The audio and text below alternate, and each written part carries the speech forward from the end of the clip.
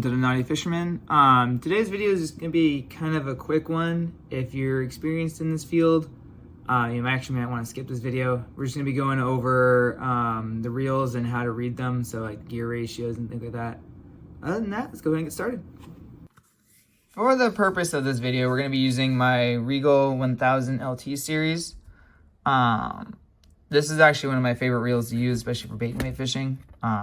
It's not super lightweight, but it's also not super heavy, and it's really smooth. Anyway, what we want to look for, especially on a spinning reel, on this one, is the lettering down here on the drag system, or on the spinning part of the system. So in this case, I have my Regal 1000 LT, so light and tough. It's running on a 10 bearing system. Now, the reason why you want to check this is it's going to tell you what the internals are like. What I mean by that is how many ball bearings you have that it's rotating on. So if you're buying a discount one at Walmart for like 20-30 bucks, you're looking at probably 3, maybe 3 plus 1, which would be a 4 system essentially, with 1 in the center and 3 on the outside. Well, that's not horrible, especially if you're just getting into it. I would say you would want to look at upgrading in the future, because you're only going to have 3 bearings out here, and it's going to feel clunky to you after a time. In this case, especially if you're trying to buy this thing online, which is where I found it, you're going to be seeing the saying it's a 9 plus 1. So what they mean by that is, you can see it doesn't say that here. It says 10 bearing system. What it means by a 9 plus 1 is it has 9 ball bearings inside of this on an outer ring, plus 1 in the middle. What that ensures is it's really smooth as it spins. So I can actually give you guys a demonstration here. So as soon as I pull this,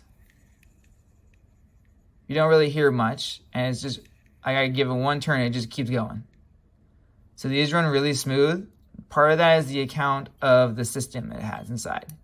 It just, a lot of that friction is divided evenly, and it just runs really smooth. The other thing you want to look for on this is, you're going to spin this way, see the Daiwa brand right there, is you want to look for your line capacity. Let me clear that up for you guys. All right, see, there we go. There we go. Oh, sort of. Sorry guys, technical difficulties.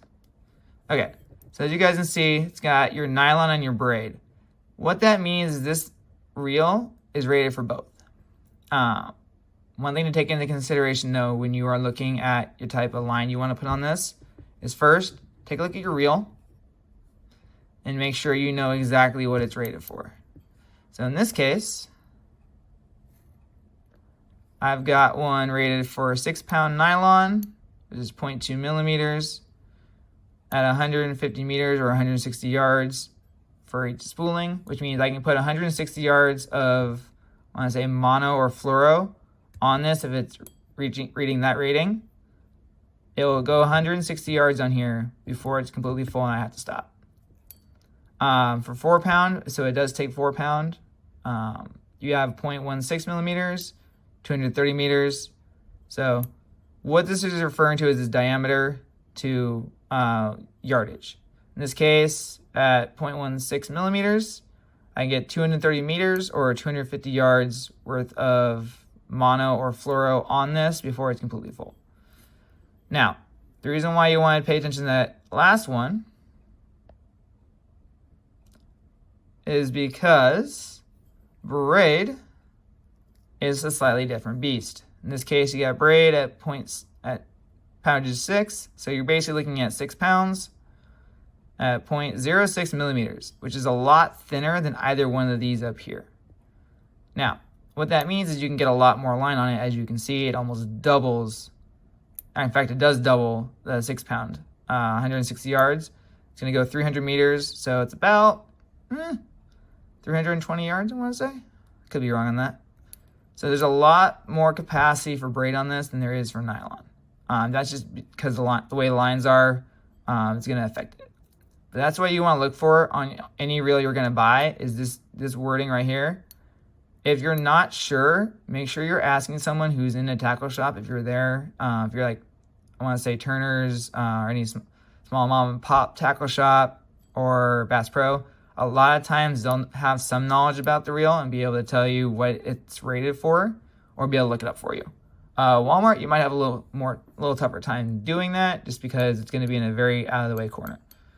But yeah, that's basically what you want to be looking for and how to read your reel, guys. So that's about does it for that video.